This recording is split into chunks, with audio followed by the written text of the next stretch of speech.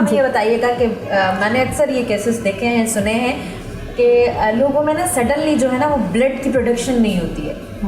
क्यों नहीं होती है, क्या रीजंस होते हैं? क्योंकि मुझे पता है कि पेशेंट के बगैर आप नहीं बता सकती, लेकिन ऐसे ही जैसे आपको ओवरव्यू बता दें कि क्या होता है कि हम बार बार टेस्ट करवाएं, टेस्ट के बाद जो है वो जो देते हैं ब्लड के लिए, क्या देते हैं, ड्रिप्स वगैरह देते हैं, नाम मुझे याद नहीं आ रहा, वो देते हैं ड्रिप्स के लिए, या दूसरे का ब्लड चढ़वाते हैं, उसके बाद भी जो है कुछ टाइम चलता है, उसके बाद फिर से ब्लड की वो आती है। अच्छा देखिए, नॉर्मली पेशेंट हमारे पास, जैसे सबसे अहम वजह तो ये है पाकिस्तान में हमारे सेटअप पे कि गुर्बत की वजह से भी हमारे यहाँ मैल न्यूट्रिशन बहुत कॉमन है।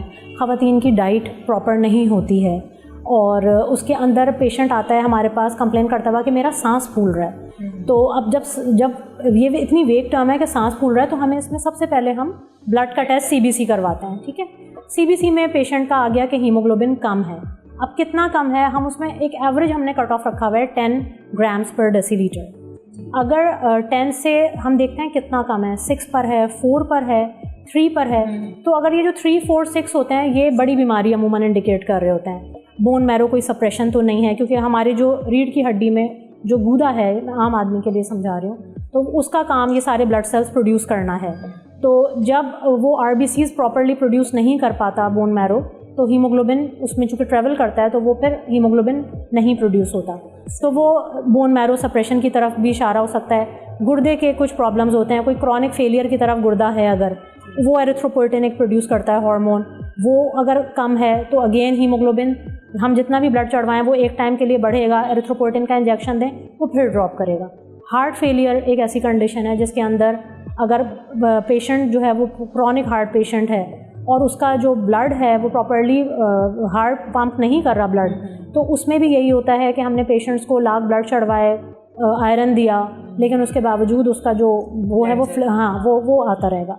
तो ये अमूमन वाल्व जो हैं एबनॉर्मेलिटीज़ जो हमारे जिस्म में, जिसको हम कहते हैं दिल के अंदर गार्ड्स बनाए हुए हैं अल्लाह ने, तो उनका काम ये होता है कि वो रिवर्स फ्लो ऑफ ब्लड को प्रिवेंट करते हैं, खून उल्टा नहीं बहता हमारा एक ही इस तरह से।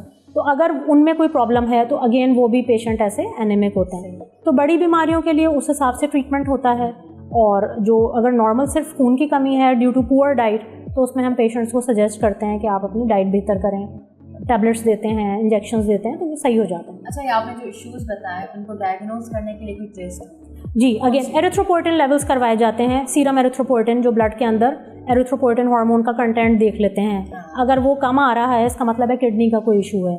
ठीक है, तो फिर किडनी के सारे टेस्ट करवाए जाएंगे। वो फिर उसके बाद एक जनरल फिजिशियन ने ये सारे टेस्ट करवाकर फिर जो बीमारी आई उस हिसाब से उसके स्पेशलिस्ट को रेफ़र कर देते हैं। तो फिर स्पेशलिस्ट उसको अकॉर्डिंगली ट्रीट कर देते हैं कि अगर किडनी का प्रॉब्लम है तो वो किडनीज़ को ट्रीट कर देते हैं, हार्ट का प्रॉब्लम है तो उसके लिए मेडिसिन दे दी जाती हैं, तो वो चीज़ें फिर काफ़ी हद तक कंट्रोल हो जाती हैं।